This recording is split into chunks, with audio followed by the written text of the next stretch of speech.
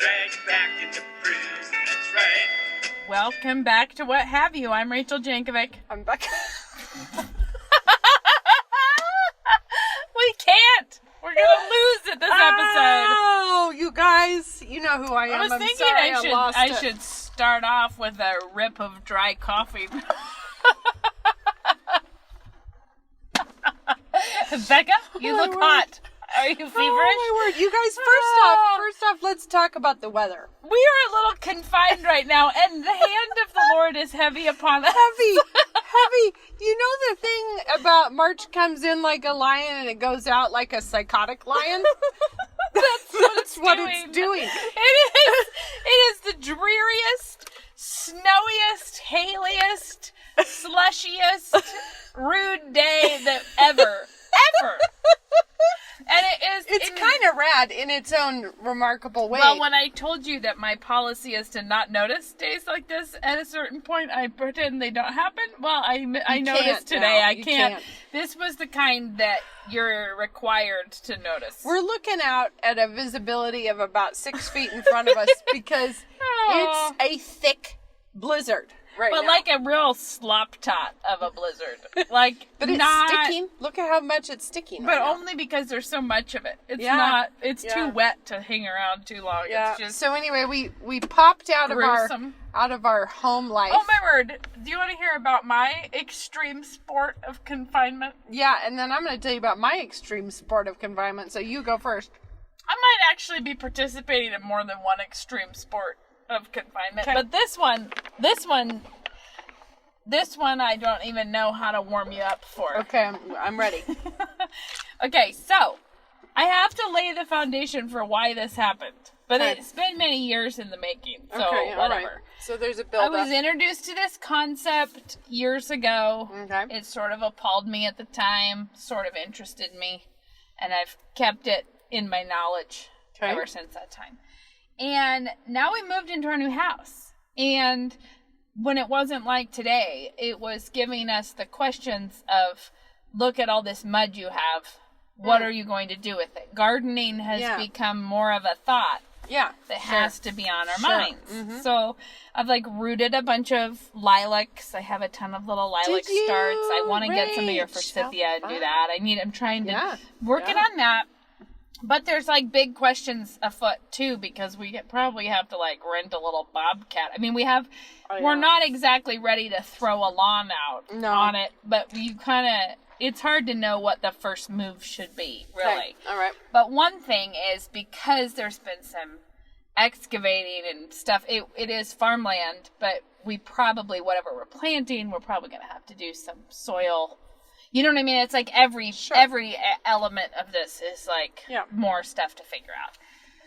So who knows why it just felt like the time to strike, and I ordered, probably being a little addle-brained from the confinement, I ordered 2,000 red worms. As one does. And I was like, this would be good for Shad and Moses. They'll like to take care of the worms. They'll have a little herd of pet worms. They'll take care of the worms. And so we got the worms with the worm hut. The whole reason for the worms is that they compost faster than any other composting method. And since one thing we are always replete with is garbage, I was like, why not? Yeah, why not feed the worms and turn it into good dirt for future plants I hope I have out there sometime. Solid reasoning. Cold. It's too cold to put the worms outside, so we have 2,000 red worms. Surely worms can handle cold temps. They can, but they would need to be, they would slow down, and we're trying to fire them up. Okay, all right. Go ahead. Well, it's terrifying because I'm not afraid of worms, so there's that. That's good. Okay. But they're little. They're these little red wigglers, so they're fast moving. They move fast, and they are so gross. And it reminds me so. It's like one of these things where I keep having to do this. Like, I'm really trying to do the Jean-Claude Van Damme between the two semis. One which is my own emotions, and the other which is me trying to acknowledge what a neat thing this is God has done. So half the time I'm like, yeah, let's feed these worms, and then the other half of the time I'm like, they're so gross. So 2,000 red worms. It turns out when they come to you in the mail or in a bag, like a cloth bag, which didn't unnerve me too much. I was like, let's just dump this out. There was like some peat in the bag. Okay. With them, we dumped them out into the container. Yeah. And they blobbed out. And the kids, none of us were quite grossed out yet. So we were like, spread them out in their bedding. But it was like this softball size mass of wriggling worms. It was stuck together. Like you couldn't. And it was very grotesque. Since that time, I fed them a chopped up banana, and they're really whizzed up about that. So every time we go by, we lift the lid off, and they don't like the light, so they dig down. So at night, a couple times, we had to leave a light on with the lid off so they wouldn't make a breakout. Breakout where?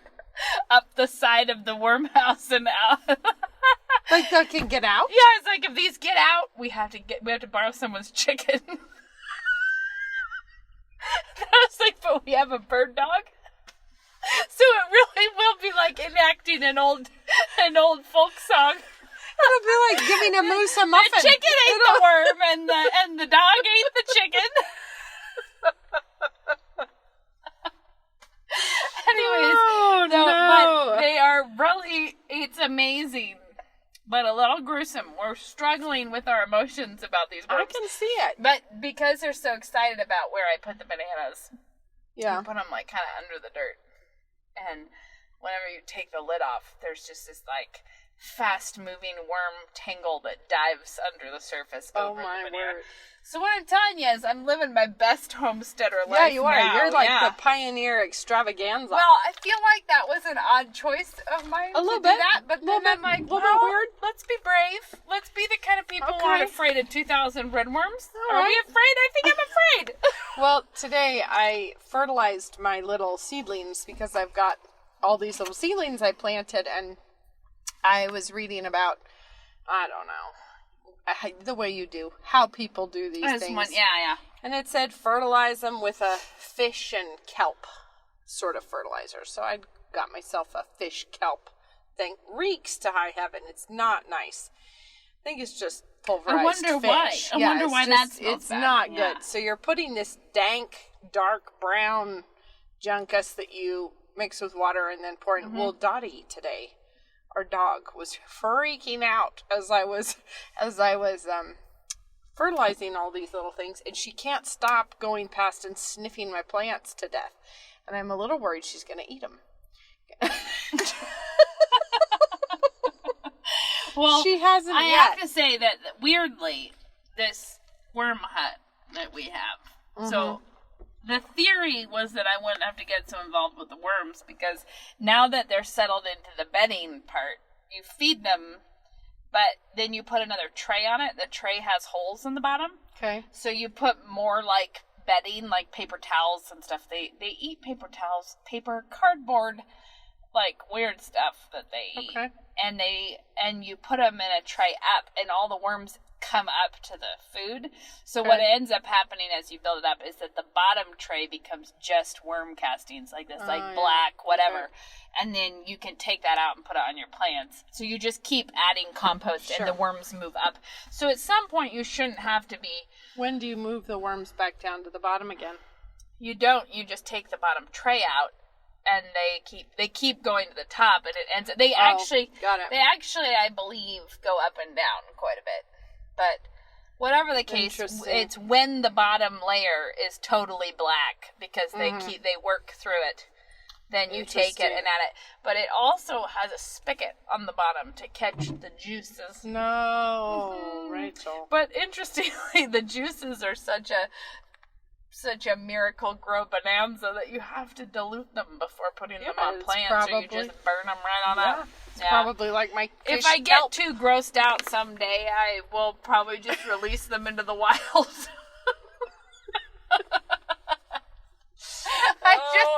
I kind of laugh at myself, like, what is this madness, That is Rachel? too epic. But there are things that you have to just man up and deal with at some point in your life. But you don't have to man up and deal with worms. That was a it's a conscious choice you made there. I think it might not have been. I think it might have been the result of a tight head squeeze of quarantine. That meme that you sent me that said "cute just died." It's like a fat pioneer lady with a chicken under her arm, and it said "cute just died. Men want a woman who can catch a chicken now." I'm trying to be that woman. It's amazing.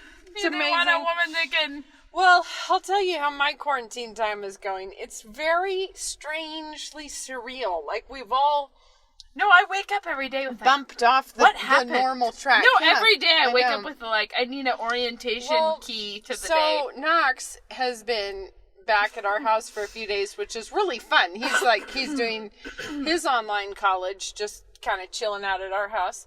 So he's doing online college. Jemima's doing online college. Belle's doing online college. And now I have 2 high school students doing high school from afar, and then me trying to teach high school from afar. Yeah, it's very troublesome. We don't quite have enough devices. The older 3 all have their own, so that's fine.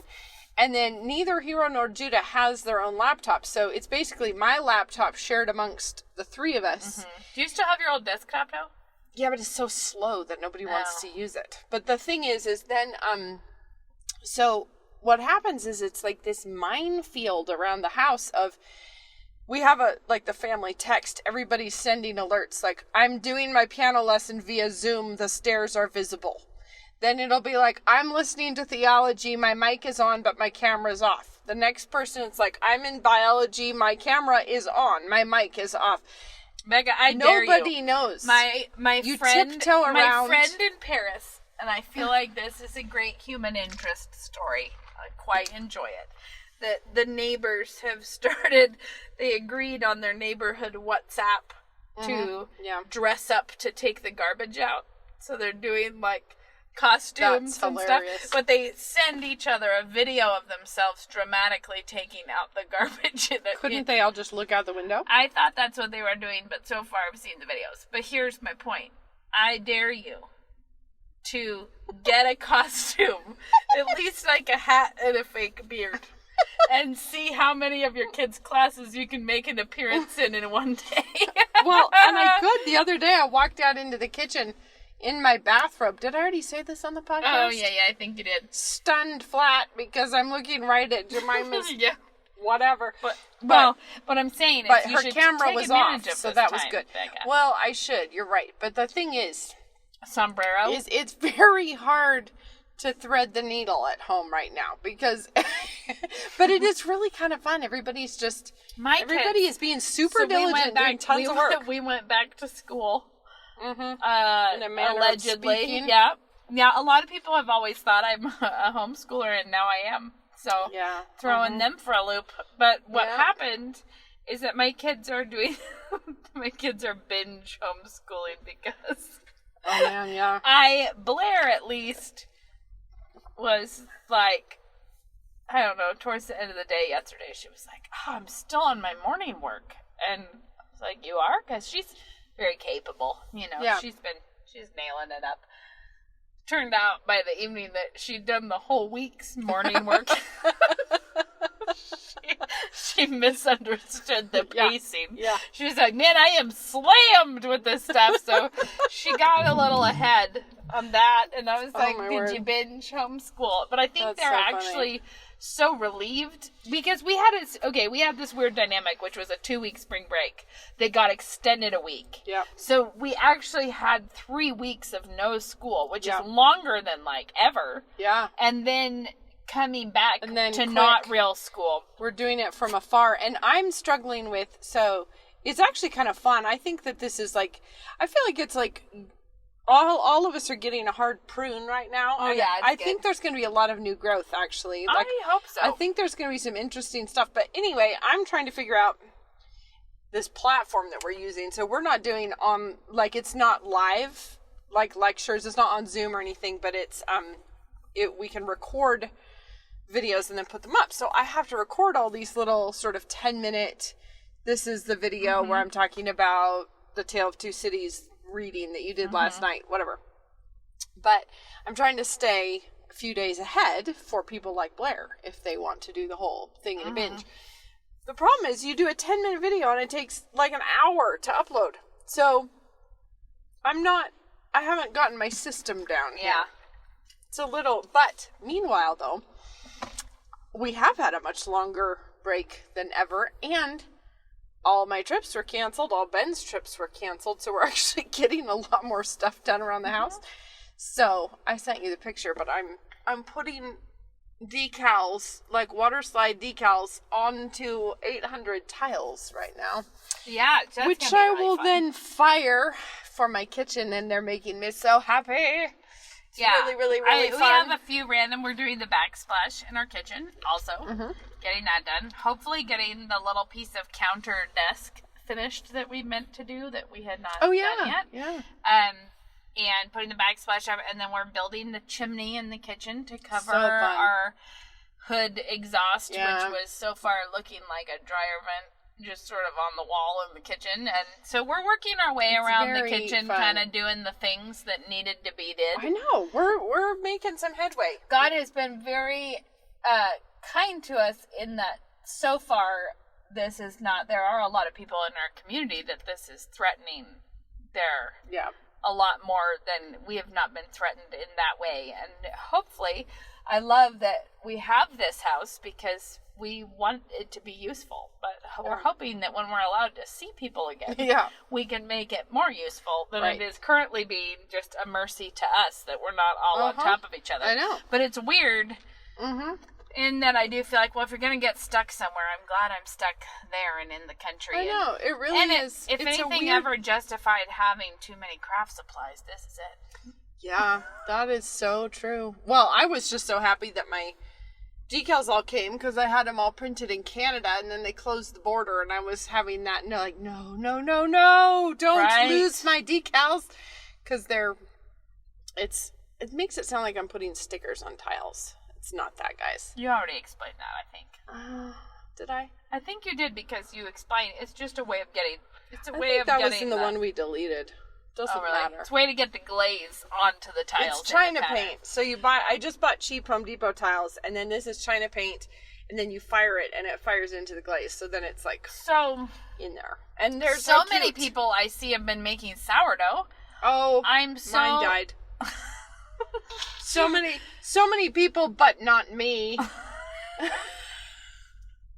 We think we went wrong by sticking it up with the whiskey bottle in the cupboard. We think that that's what happened. I think I left mine on a shelf, like in a visible place. But I We're know gonna try again. We're We're gonna try again. So I got very put out by it because it looked gross. Like we started it off and it looked bad. And I mean it's obviously it's going to be a thing, right? I mean, I've seen sourdough starter before, but this got kind of like a dark crust on top and a black spot in the middle. yeah, that the molding, you're not gonna want it. I don't know if it was molding. It was just one, it was like it. Anyway. Try again. Then Try again. we fed it and it did nothing. So we're going to have to try again. Yeah. Oh, I can also state confidently for the record that chickpeas do not make yogurt. Good. We've been there. We've traveled that path. Good to know. It doesn't. It doesn't. Good to know. So we have. Trying to think what else is on my mind here. Oh, I was thinking. I thought that this was a fun idea, and you all should probably do it with your own friends, because the last time I ever made a friendship quilt, I was a wee child, and it was a sunbonnet Sue. I was going to say Holly Hobby, Yeah, but Sunbonnet Sue, yeah. I remember Where- when you did that. And and it was really fun. It was an older lady who coordinated it, and we all made the little blocks. But the fun part about it, you know, it's an older concept, right, where everybody makes a set amount of blocks, and then you trade the blocks, and then you have much more diversity of fabric and whatever. And sometimes people embroider their name on it. Yeah. Or whatever. And I just thought that this is a strange historic moment when we're all homesteaders. We're all not seeing each other. And I was like, it'd be fun if we came out of it with an actual souvenir of that time. And the other element of this that I think is fun, we happen to have a lot of new families here right now. Not that they all want to make a friendship quilt, but the thing that we're trying to do is come up with reasons to be fellowshipping in ways that we do not normally need to bother, because you run into people at Winco, you see them at church, you're in the carpool. You know, right now we are not seeing each other so much. No, we're not. And so we thought it would be fun, because I think we'll make a WhatsApp group or whatever about it.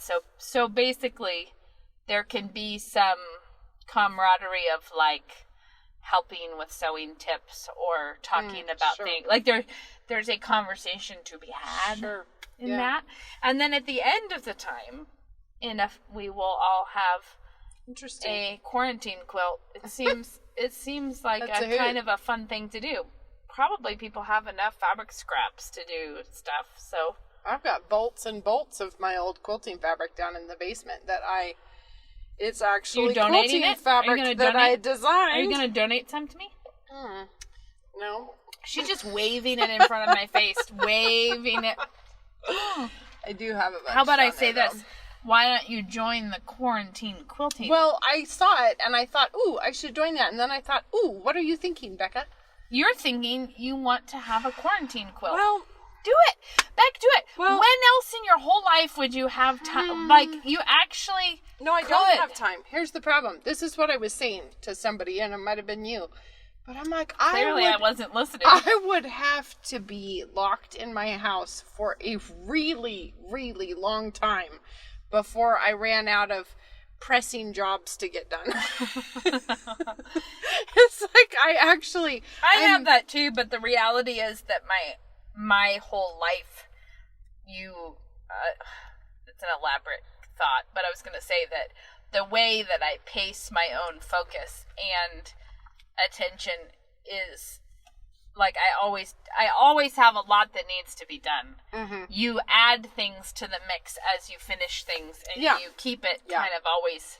I think the thing my biggest problem right now has been that my normal rhythm of life is not happening, which is making me not clear on when I fall into a malaise of not being sure what I'm doing. Like when I'm like, what are we doing? Because all the ways that I would usually handle stuff, it's just weird that stuff is not there that usually would be. Because things like, I'm going to go run this stuff to Goodwill, and when I come back, I'll be ready to hit this again. Oh, sure. And you're like, oh no, I have a pile of stuff I don't need.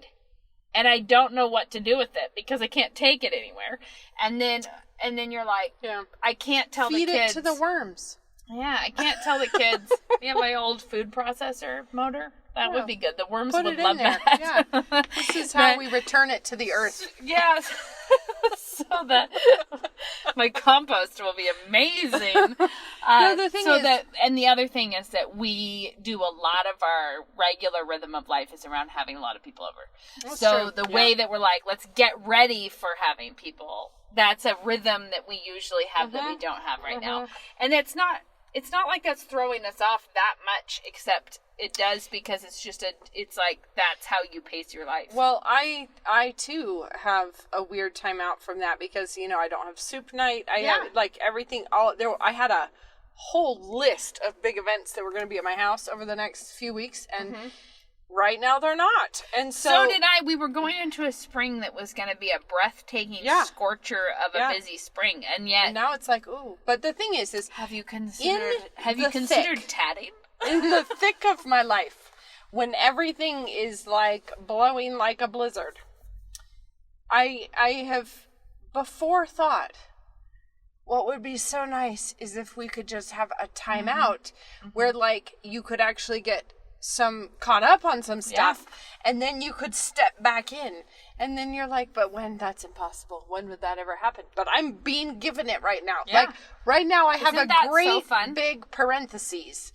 And so I feel like this is a time when I actually can get a bunch of things done. This is the thing I'm really excited about, because as much as I think I just want to be clear that when I want to talk, which I do want to talk about the silver lining of this moment, it is not because we don't think that this has been a profound and devastating hardship for a lot of people.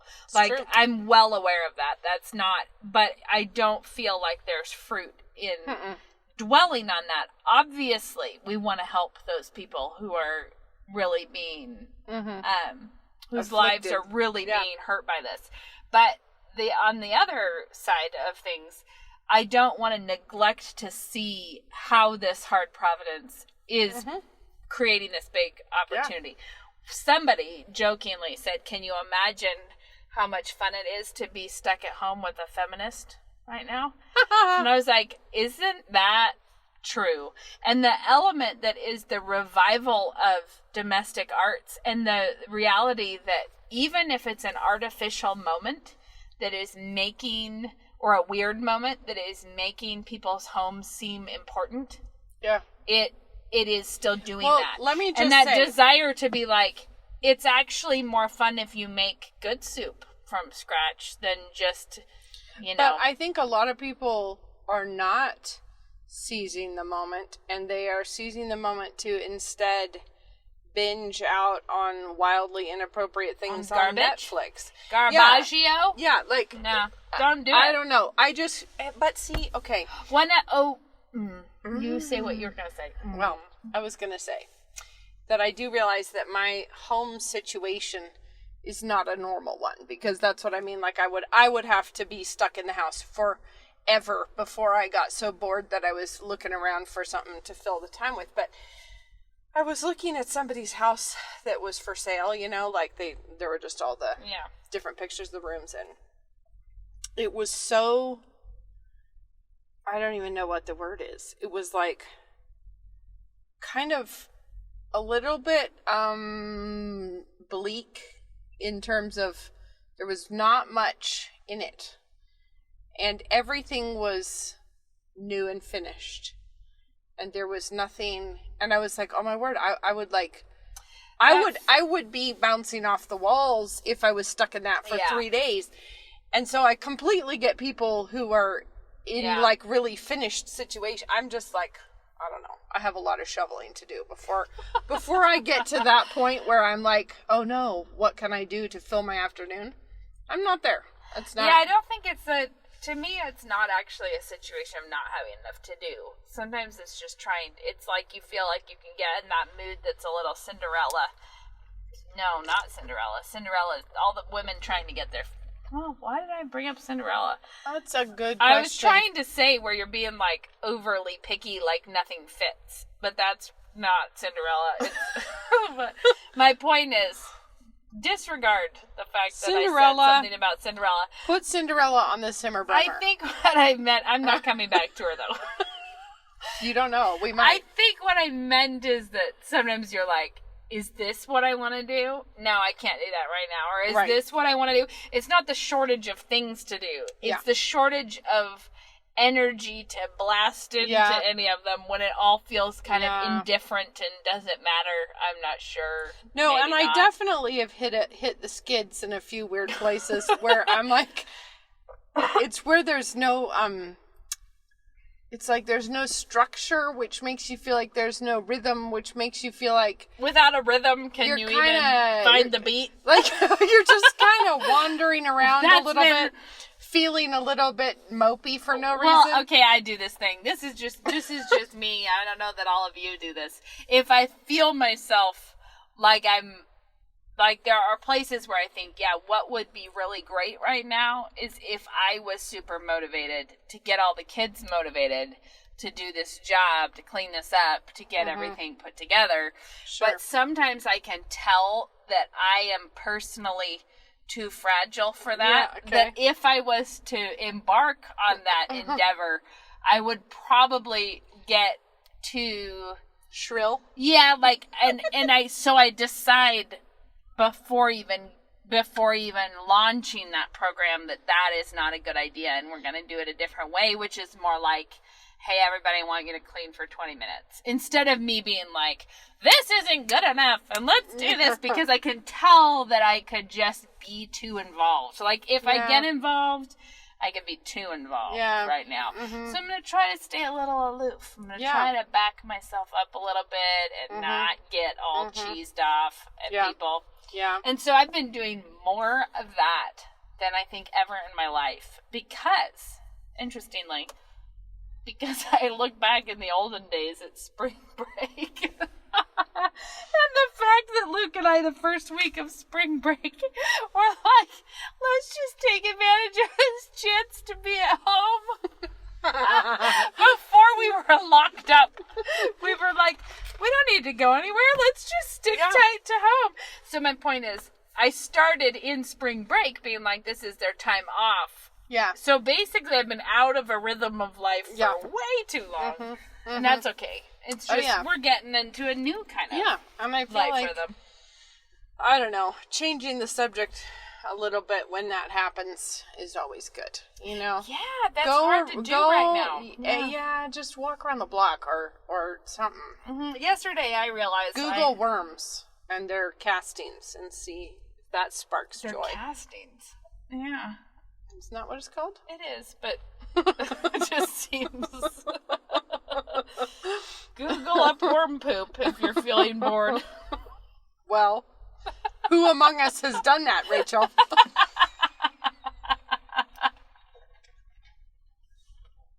You can't trust me. I like that now you're casting aspersions at people doing that. Casting them, huh?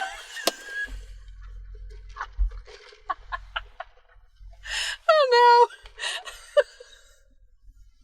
It's not good. It's not good to get into the puns now.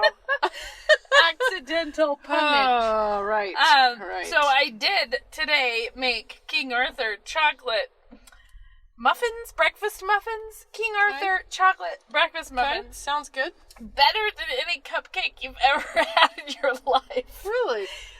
But in no way more than eating a cupcake for breakfast. I can't recommend it as a health-conscious choice, but they are delicious. Okay. And I think if I need to make a chocolate cupcake at some point in the future, it will be one of these. Is it a chocolate muffin? It's a chocolate muffin with chocolate chips in it. Okay. And then you put pearl sugar on the top of it, which I actually like a million times better than... I don't care for cupcakes, actually, which is part of the system. That when I cast these aspersions on a cupcake, it's because I don't care for it that much. Yeah. But it's it's actually it's like an understated cupcake that's actually quite delicious. But I don't usually buy like store muffins. What's pearl sugar? Pearl sugar's like, the best way I can think to describe it is it's just like chunks. It's like the kosher salt of sugar, but it is solid white. So it's not like sugar in the raw. It's not like Demerara. No, it's not like that. It's more like if you could have confectioner's sugar made into little pebbles. Where do you buy it? I ordered it a long time ago. There you go. It's nice for moments like this. It's pretty on that dark chocolate muffin to have the white sugar on the top, but it's just like a crunchy sugar. Sounds good. Yeah. Anyways, that was our really health conscious move of the day. Sounds like that's been another element of my life right now is that food seems irrelevant and absurd and like nobody wants it except everyone does all the time. All the time. Yeah. So there's that. It's been, I think tonight we're going to do breakfast for dinner just in the hopes that we don't do that very often at all. Like maybe 3 times in our whole life. Just trying to make it interesting. Yeah, like I feel like we're really... I don't know. Food seems strangely unneeded to me right now. Or just uninteresting, maybe? Yeah, because you're not... It just feels like doing the... I don't know. I mean, I guess I'm not cooking that interesting of meals. That's probably part of the problem. No, I lie. We've been making great food. We have had a ton of fresh sourdough. Chloe made fresh pasta to go with us something or other, and we had that Smitten Kitchen Punjabi style lentil dal last night, which is really good. I think we talked about that last time. Oh, yeah. I said I was going to do it last time, and I didn't. We did something else. We changed the course. Okay. I think because I forgot it was going to be dinner until too late to cook the lentils. But tonight, I'm going to make like an oven omelet. That sounds good. And roasted potatoes. And that sounds the good. leftover chocolate muffins. Yeah. What are you making for dinner? I think we're going to do a chicken white bean kale soup. That sounds good. That Hero requested, and she's like, I'll make it. I want to eat it. And I said, okay, you can make it. Sounds good to me. Nice. So I think she's going to do it. I left her with my card and said, go to the store and get the stuff while I'm gone. So nice. We'll see if she did. So she was doing I made a Slovenian beef stew. It's not stew, soup. The other night. Okay. And that is different. And you should sometime try it. Okay. It's soup from a different approach. Okay. At least I was surprised by it because I don't, my ways. I don't usually use a soup recipe, but this is a totally other technique. Okay. You actually you can just cut up beef and simmer it. Yeah. And that makes the beef broth. There's no bones. Oh, interesting. Or anything. And I found this in one of my other cookbooks that I read. Okay. I think it might have been not home cooking or something. One of those ones that's like half memoir, half recipes. Anyways, where she called it beef tea, and I was kind of weirded out that there was a thing like that. So it was, and then I found out about this. Apparently in Slovenia they don't have a lot of imagination around their food. So this kind of how I picture it. Yeah, this is a food that apparently everyone eats all the time. Like this is one of the few foods they have. But usually they cook it and they drink the broth with noodles as like an early course, and then they eat the veg with the meat in one of the later ones. That sounds terrible. Yeah, I thought so too. So I don't do it that way. But if you cube up, so I cubed up a roast little. And put it in the water and bring it to a simmer, and you have to skim the top. It'll get some frothy yuckus on it. And then add celery and onions and carrots. And I think I put like a bay leaf in it and some garlic. And you can do leeks. Some cauliflower. Not interesting. I chopped it up like small. Weird to me. Yeah, it's bizarrely delicious. So good. Okay. And obviously salt and pepper. And then at the end of its journey, I think we put thyme on top of it, but I think we put some parsley in it. I mean, it's I treat it as a flexible endeavor. But then you make like dumpling, like I did like an egg dumpling noodle in it, which was it was really delicious. So I'm telling you, once the beef is tender and the broth is tasting good and everything, you just beat, I mean, I have a lot of people eating, it was a big pot of soup. I did beat maybe 7 eggs up, and then I put salt, pepper, and sage in the eggs, and then you add enough flour to have it be like... dribbly? No, I beat enough flour for it to be smooth, but where I could shape it between 2 spoons. Oh, okay, so more like dough. Not like it would hold its shape for a long time, but you could shape it. I couldn't let it put it on a cookie sheet. And then drop it into the low simmering soup. Okay. And then they'll float. It's like they puff up because of the egg and float. Yeah. So they're big egg dumpling noodles. They're really good.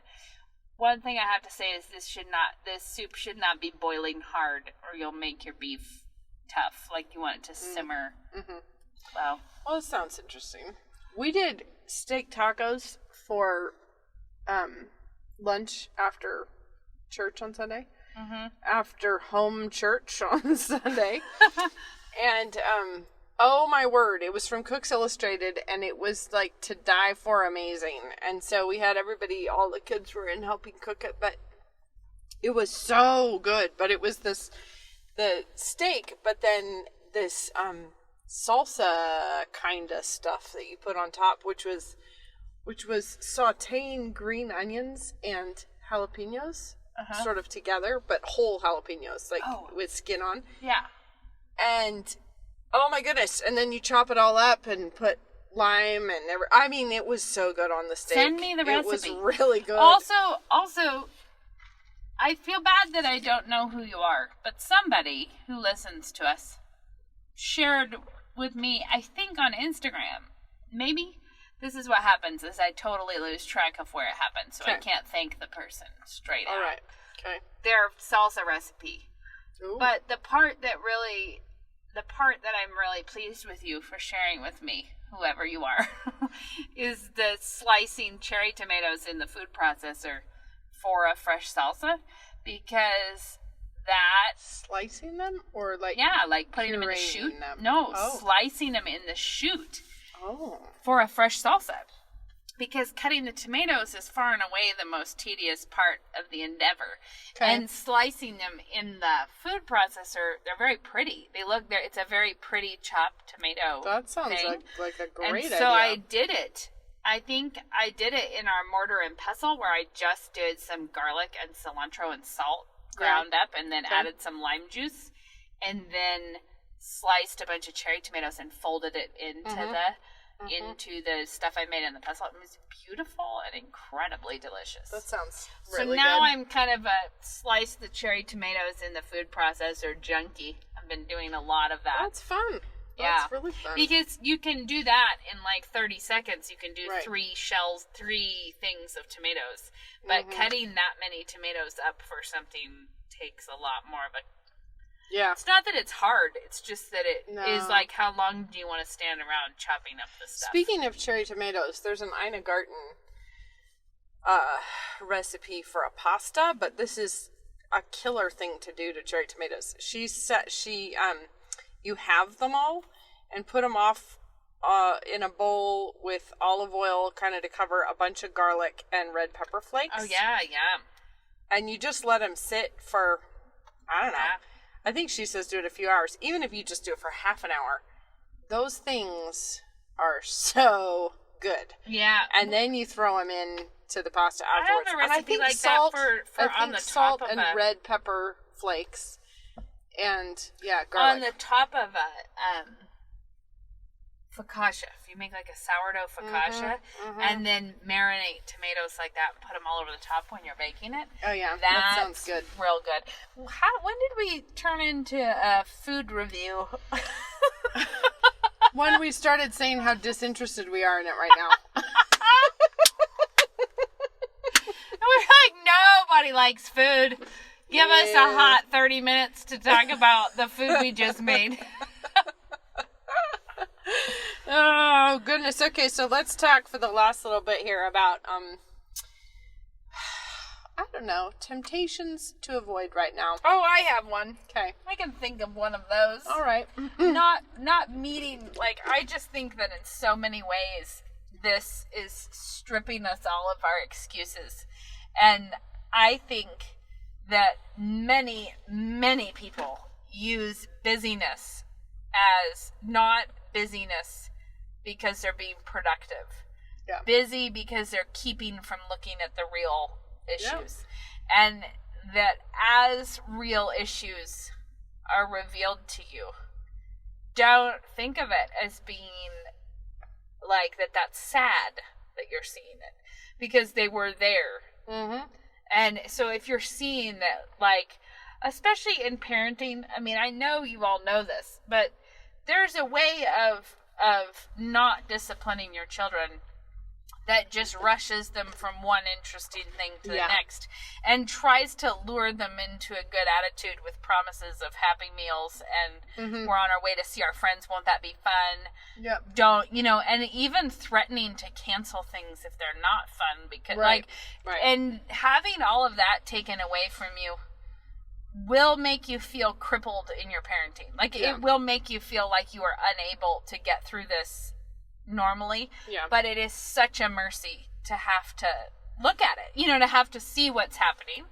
And I just think that temptation is to think that seeing the problems that were already there is some kind of a judgment on you, rather than a kindness and a mercy. It's like you've been living with a really lumpy carpet.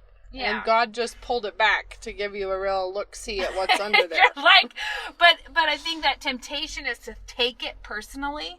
Like, because God doesn't care for me, he's making me have this time. Instead of, this is actually tender care for you. I have to tell you something. This is just an anecdote that I was reminded of with my analogy there. Okay, so was it Cinderella? This isn't spiritual. This is me just telling a story on my children. All right, I'm ready. I'm upstairs in the laundry room, and I'm hauling something around. I had to get Judah to come up and help me drag something, or I don't know, but I needed his muscle, so I had him up there. And it's in the upstairs. It's this weird room that used to be an old screened-in sleeping porch, but then it got enclosed, and it's just an ambiguous place. And we moved the washer and dryer up to it a couple years ago. And it has on the floor those square, those tiles. What are they called? They're like linoleum tiles of some sort. But anyway, it's a black and white check. Yeah. Well, there's this tile in the middle of the room that it was like the corner had broken out of it, but it's not even at a threshold. It's just like a corner had chipped out of it. And, and I was like, this is not good. And I was kind of worried about it, like the structure, because I was like, is the washing machine like actually shaking the floor joist in a way that's bad, and then it's like causing the tile to crack up right there? And so every time I'm up there doing laundry, I sort of worry a little about that cracked, chipped out tile, and what does it mean? What does it mean? Anyway, so Judah's up there helping me haul around, and I'm like, I really am not sure about that tile. Just kind of, seems like a problem. And he goes, oh, that one over there? And I said, yeah. And he goes, oh, yeah, that's where I used to, like, stuff my money under it. He's like, he goes, I pulled up the tile and I would keep my money under it. And I was like, what? So I'm, like, dying. I'm, like, wheezing because I'm, like, thinking there's all this structural damage or something. And he goes and he pops the tile up, and he hasn't looked at it in years. It never occurred to me to try to lift the whole tile out. I just knew it would, like, a corner would come out. There's just a bunch of change under there that he had. and then I'm downstairs telling everyone, and then Judah goes and he fishes out, and then Hero goes, oh, I've been stealing that money.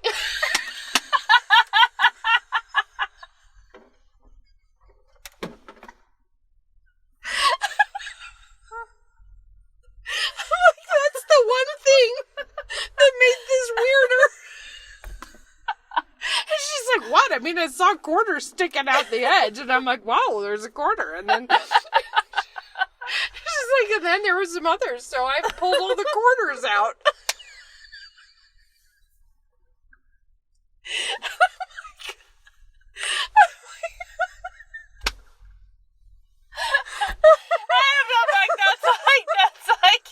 It's one of those perfect moments that you're not sure if what you feel is pride or shame. I loved it.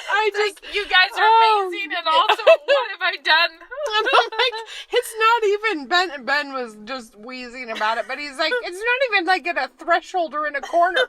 It's right in the middle of the room.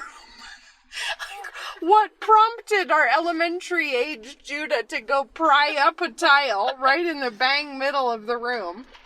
Oh, that is really good. Invest his money safely. That is a blessing. I know. Yeah, anyway. So we derailed from a thought about a temptation. If you're tempted to hide your monies under a tile. Just saying, this is your chance to clean out under the carpet, you guys. Or under the tile, as the case may be. Right. Whichever it is in your life. Oh, I had a thought. Probably nobody wants this thought. No, Okay. I'm gonna do it anyways, guys. Give You're it to stuck us. with me now. You got nowhere to go. So, I was thinking about this earlier. I don't know when this came up. Okay. There's a couple different paths in dealing with the public crisis. Just want to bring this up that there's a couple paths that Christians should not be on. Boy. Yeah.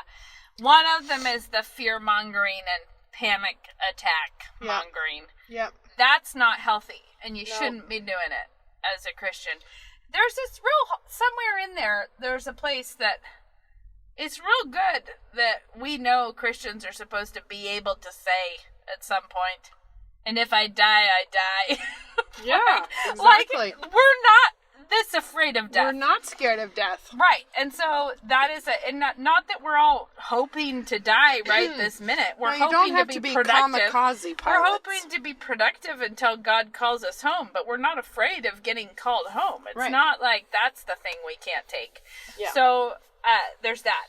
But on the other side of that is, I think, fear-mongering about the fear-mongering. Like, as I think people who are resistant to the fear-mongering about the virus can indulge in their own fear-mongering about the problem of the panic causing other problems. But it's the same exact wrong response, just on a different side of the road. Right. And I was thinking, so any kind of fear-mongering, either fear-mongering that the virus is going to get us all, or fear-mongering that the panic surrounding the virus is going to get us all. Right. Neither of those are where we should be.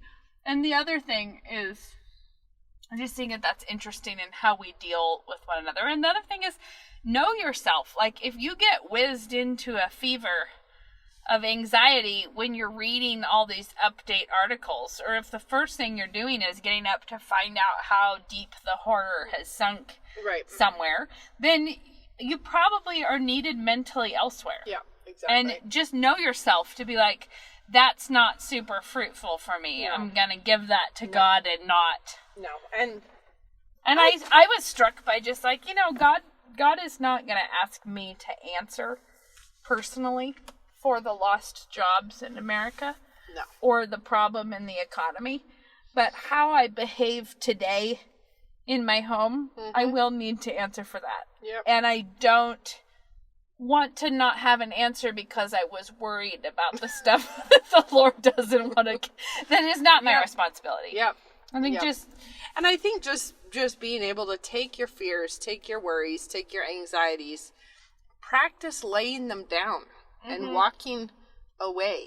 Yeah, Give them to God. Don't need that. Because you can't carry it and He can. So give it to Him and then stop trying to stagger around with your own, set of projections about the future. Well, and if we know anything, we know that, that the answer at this point is that none of us are actually in charge of the future. Well, but how much has this interesting little thing that's unfolded, how much... We didn't even know what it is. I know. So weird. How much has it just proven the case that's so clear in Scripture that we don't know what tomorrow holds? No, and then You if can you say, don't say I'm going to go to here, this city or that or city. you can say I'm going to plan my wedding, Or I'm going to build my barn, and whatever it literally is. one of the things that was not even on the table a little bit ago was that your venue would call you and say you're no longer going to have a wedding with us. That's shocking. Which of us knew we wouldn't be in church on Sunday? We'd be doing it from our living room. Having the weird time at home None in of our us own private could worships. have. So if we didn't know 3 weeks ago what today would hold, we don't know what 3 weeks from now holds either. And it doesn't matter how many graphs you look at. You actually don't know. And only God does. And He's actually writing this story so you can safely trust Him with it. Amen. Because, and you think, whatever feeling, one thing I remember, we had a time where things were really, we had a moment of terrifying in our lives in our parenting lives. When Shad was not quite 2, he broke his femur. And he broke it in like a nothing accident. He was standing in a basket in a flexible plastic laundry basket he had been playing in. and he went to step out of it, and his toe got caught on the edge. And when he fell like with his caught leg kind of across his body in a funny way. So when he hit his knee, it just snapped his femur in half. And we were obviously, it took a minute to realize it did not look like something that would be an injury at all. Mm-hmm. So the way he was responding to it was really confusing. Because it was just silent for a long time. Mm-hmm. And I assumed that was because he was not actually hurt. I was in the kitchen when it happened, and I didn't respond right away. Anyways, the point is, it was awful because by the time I realized, when I couldn't figure out why he seemed so upset, because it was weird. And by the time I realized that his leg was broken, which was awful because I lay him on our bed. Like, I was holding him very carefully because I didn't know it, but I lay him on our bed and I could see in his little baby leg that where he had a little fat roll was like way more deeply shadowed on that leg because his bone had just snapped. It was awful. Anyways, took him to the hospital, and what we did not realize at the time, obviously, was that there was an ER doctor, someone who just sent it off to the social workers that he did not believe our story, that's how it happened.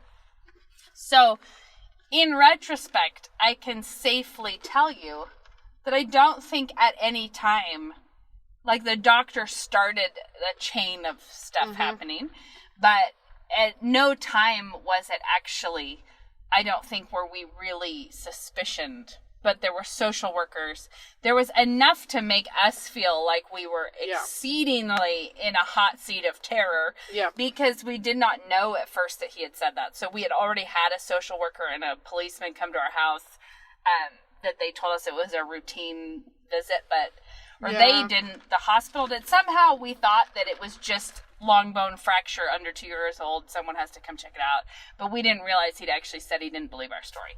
So it was a terrifying moment, and that it lasted for a couple weeks because they had to, it was like the paperwork shuffle and all this stuff, and it had some high points, like our orthopedic surgeon's secretary calling us to say, thought you should know there's a social worker trying to get your medical records without your consent.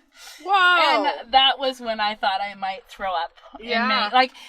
Because here's this child that we love so much and that we want to protect so much. And you have to notice that there are people with the authority to take him away from you. Mm-hmm. And we were suddenly vulnerable in a way that we absolutely never, ever would have thought we could be. We just were not. It was such a weird situation. And anyways.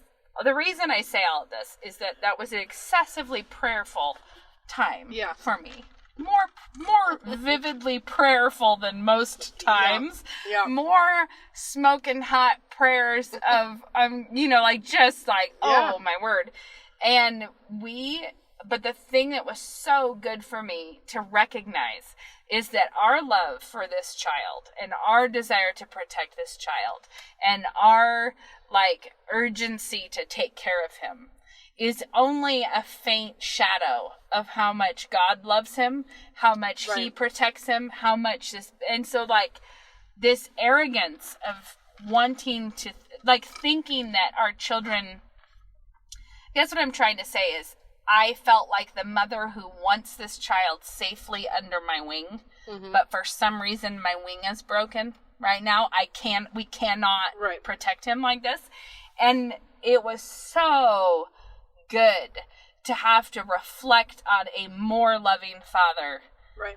The shadow of whose wing is the only safe place. My protection pales in comparison with the protection of God the Father. Right. And that in this time, when we feel so incapable of protecting one another, our loved ones, all of a sudden our illusions of how we provide for our families and how we love our friends and our neighbors, all of the things that we thought we were doing well, Right. If we don't, when it's taken away from us, if we can't look at it as a time to see how much better God's provision is, how much kinder God is, how much more loving he is, For sure. then we're just going to be mourning our own loss. Like, even though that was a super hard parenting time for us, God's faithfulness to us was so constant, and we learned so much in that time, and it was so good at the same time as it was so hard. And I think,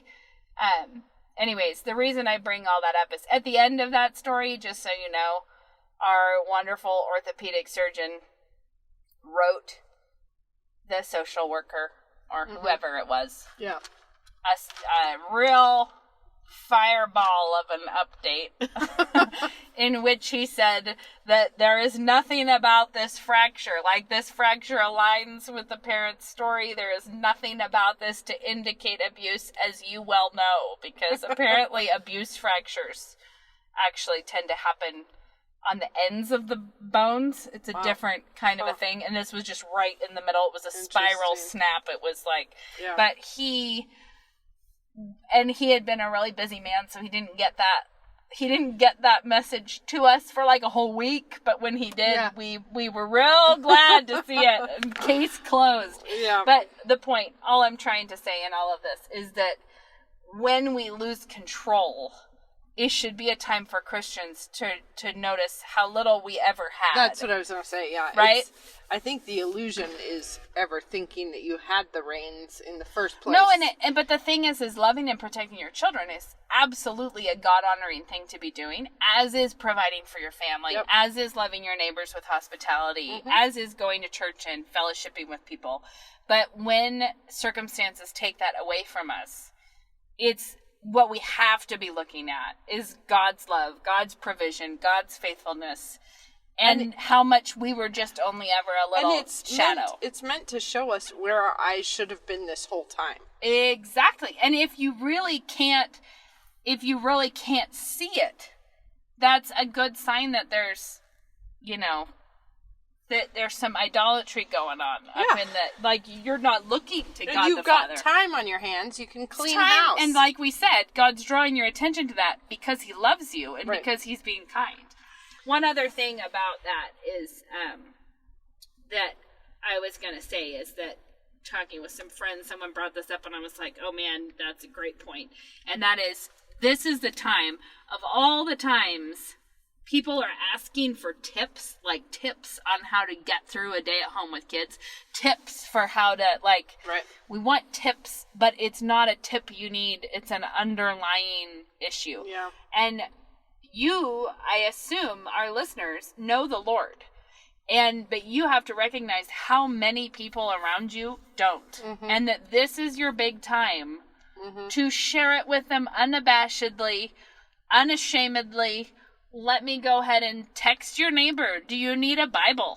Like, can I pray for you? How can I, just don't be ashamed and remember that the hope that we have is in us. It's not in our in our routine or in our circumstances. It is in Christ and the Holy Spirit in us. Right. Apparently I can get on a real talk about this. I'm taking us over the limit of our podcast. We're way over time. So we should get off the horn, but our tips are to marinate your cherry tomatoes and then slice them in the food processor. Other what order, happens. reverse order. I would. I don't want to slice an oily tomato. I would slice and then oil it. You don't know what will happen if you do it that way. It might emulsify with the acid from the tomato and the oil. Anything might happen. What if you accidentally made like a tomato-ish mayonnaise if you did that? It could happen. We'll try. Anything's possible. All right, guys. Until next time. Bye. Bye.